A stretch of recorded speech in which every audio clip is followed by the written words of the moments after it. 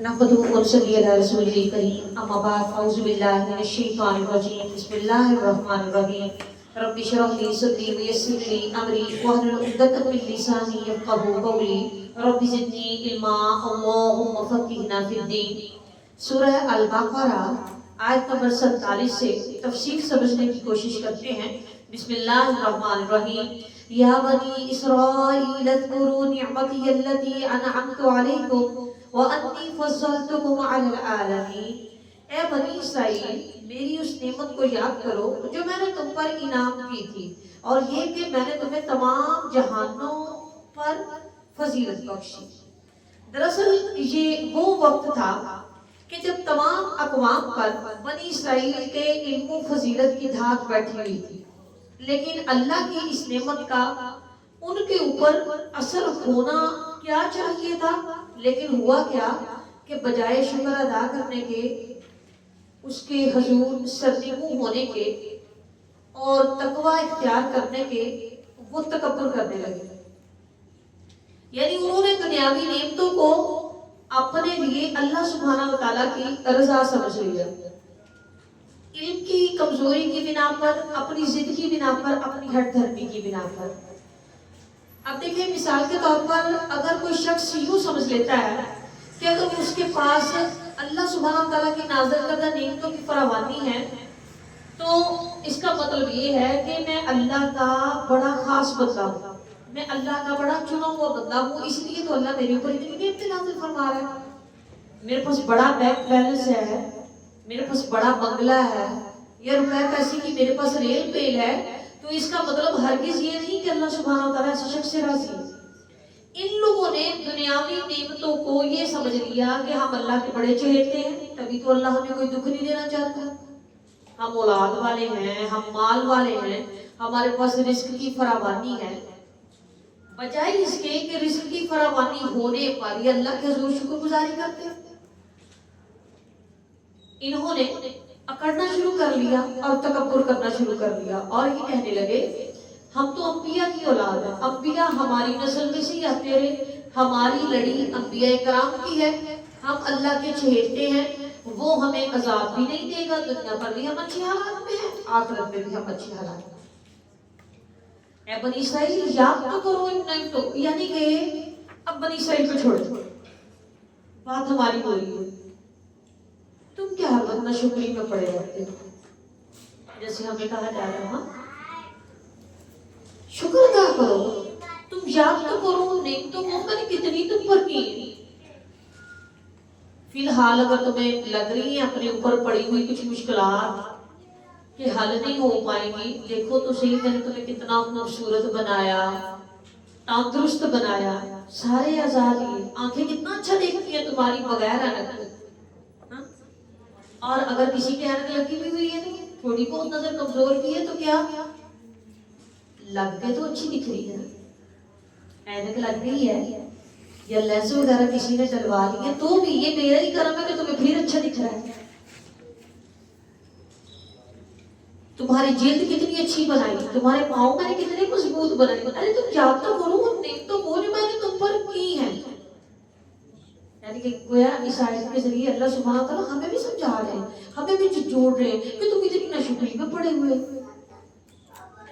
फिर तुम्हें मैंने मुसलमान बनाया, सबसे बड़ी नेमत, और फिर कितने मुसलमानों में से सिर्फ तुम्हें चुनकर मैंने कुरान दे दिया कि तुम मेरा कुरान पढ़ते हो, लिखते हो।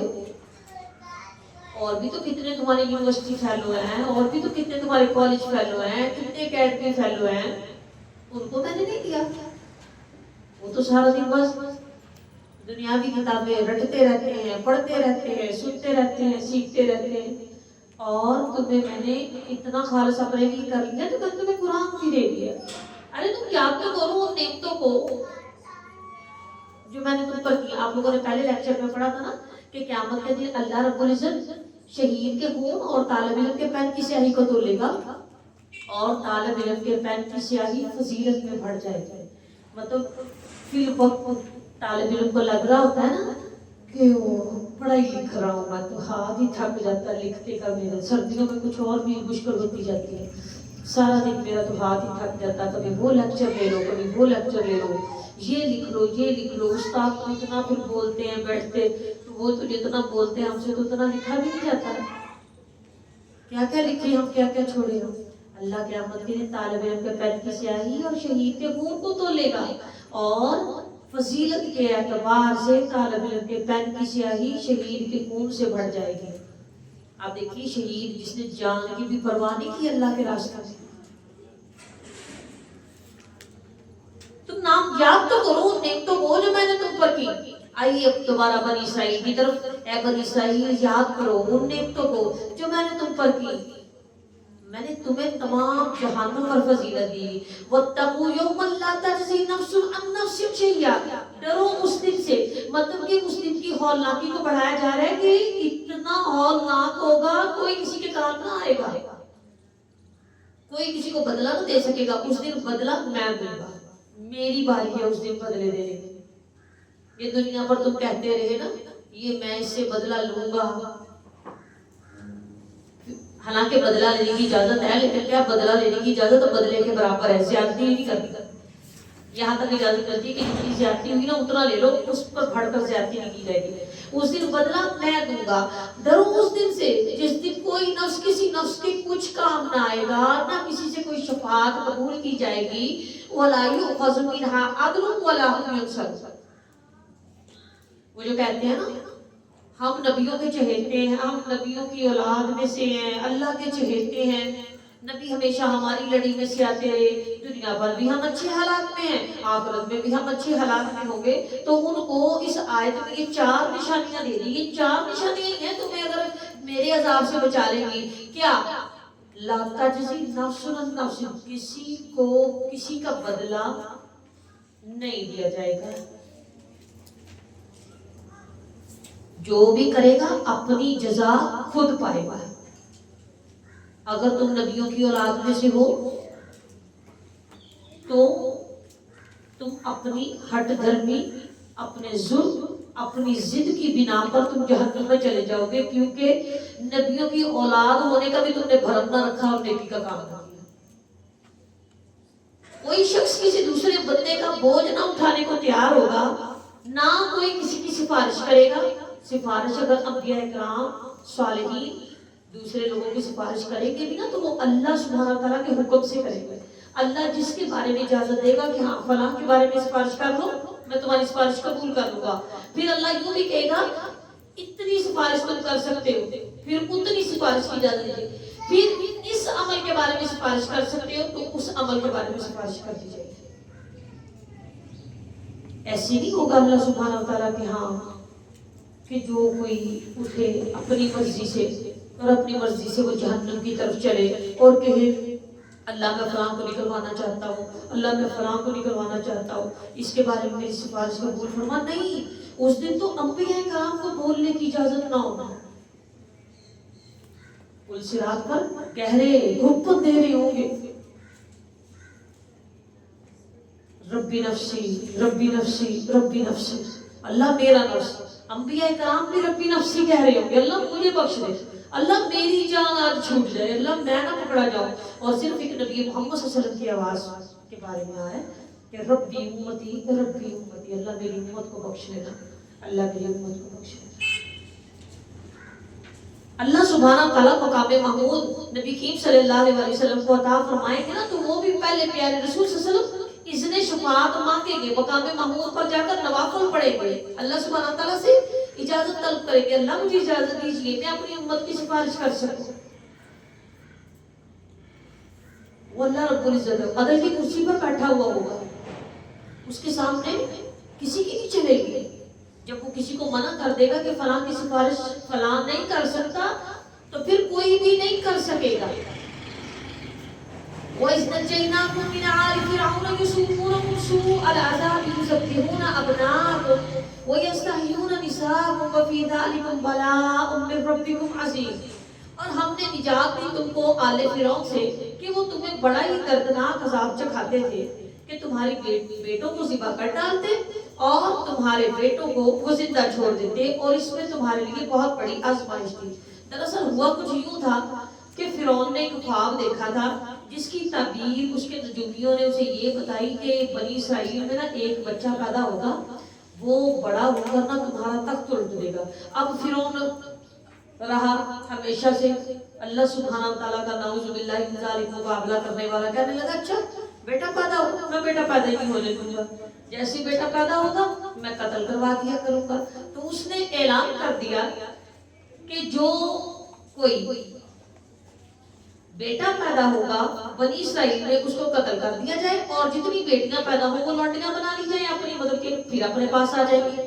جتنے بھی فرعونی ہیں وہ سارے کے سارے ان عورتوں کو لونڈیاں بنا لیں گے۔ اپنی حکومت کو بچانے کی اس نے یہ ایک ظالمانہ تدبیر اختیار کی، مگر جو اللہ کا حکم ہوتا ہے وہ بالکل ہو کر رہتا ہے، اور فرعون کے سر پر چڑھ کر اللہ کا حکم نازل ہوا کہ اللہ رب العزت نے فرعون ہی کے گھر میں موسیٰ علیہ السلام کی پرورش کروائی۔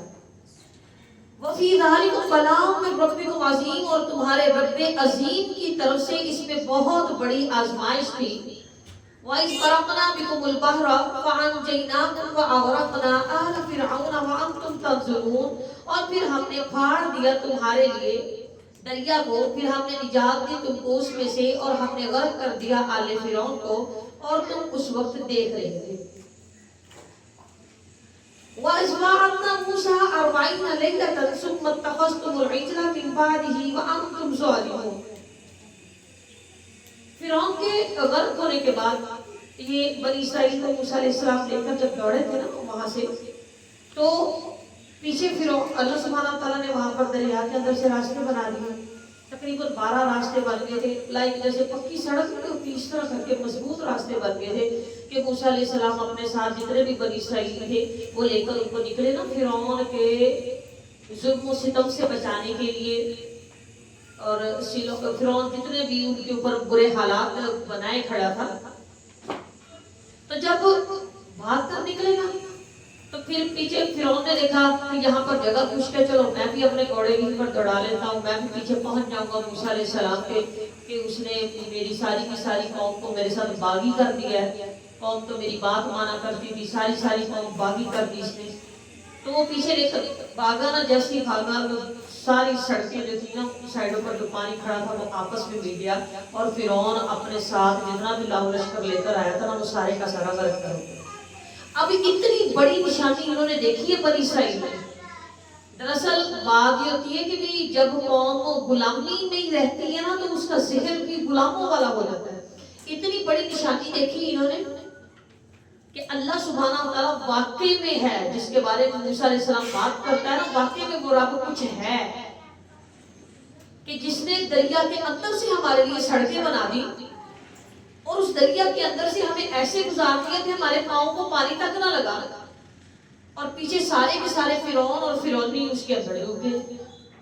اب آگے پہنچے نا کنارے پر بنی اسرائیل موسیٰ علیہ السلام کے ساتھ، وہاں پر انہوں نے دیکھا کہ قوم جو ہے نا وہ تقریباً گوسالہ پرست تھی، یعنی کہ جیسے گائے کا بچہ ہو جیسے اس کو پوجنے والی گوسالہ پرستی، گائے کا 1 سال کا بچہ گوسالہ کہلاتا ہے، اس کو پوجنے والی کوئی قوم بیٹھی ہے۔ تو دیکھ کر کہنے لگے کہ موسیٰ ہمیں بھی کوئی اس طرح کا بت بنا دو، ہم بھی دیکھیں اس کو پوجیں۔ مطلب موسیٰ علیہ السلام نے ان کے اوپر گویا ایک طرح سے عقل پر جیسے بتا ماتم کرتا ہے نا کہ تمہیں ابھی تک بھی سمجھ نہیں آئی بات کی کہ کتنی بڑی نشانی تم اللہ رب العزت کی اس کے وحدہ لا شریک ہونے کی دیکھ کر آئے ہو، اور پھر تم اسی بات پہ پڑھ رہے ہو۔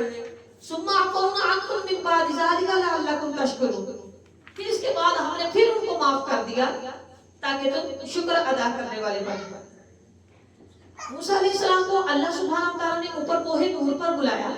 کوہ طور اونچا پہاڑ ہے جس کے اوپر اللہ سبحانہ تعالیٰ نے موسیٰ علیہ السلام کو 40 راتوں کے لیے بلایا تھا کہ وہاں پر پیارے موسیٰ علیہ السلام کو احکام شریعت بتانے تھے۔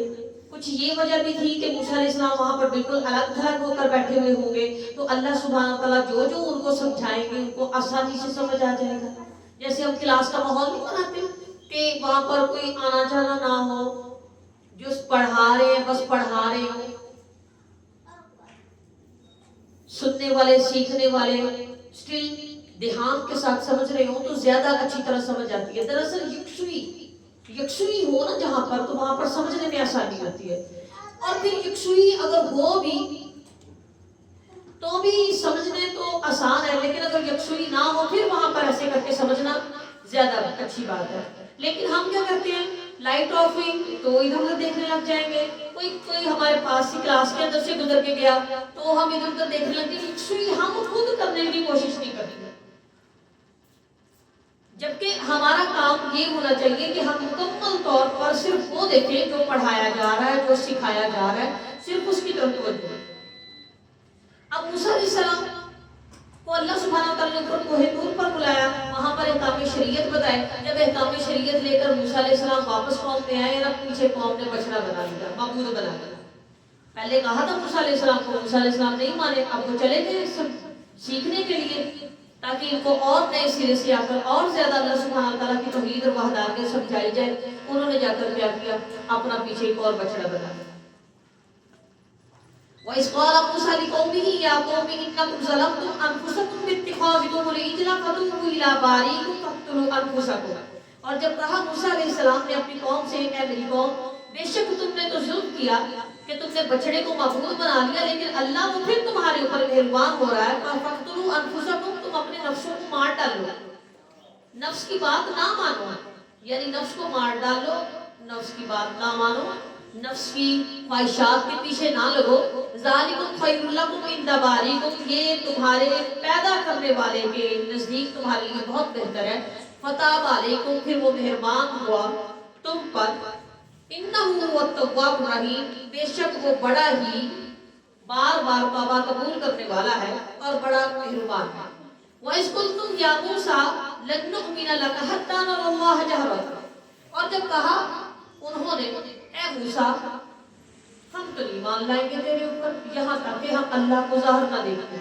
وہ کہنے لگے موسیٰ اب ہمیں کیا پتا 40 راتیں تو کہاں رہ کر آیا ہے، ہمیں تو پتا ہوتا نا، اور ہمیں کیا پتا واقعی میں یہ جو تو کلام لے کر آیا ہے یہ واقعی میں اللہ سبحانہ تعالیٰ کی طرف سے نازل کردہ ہے.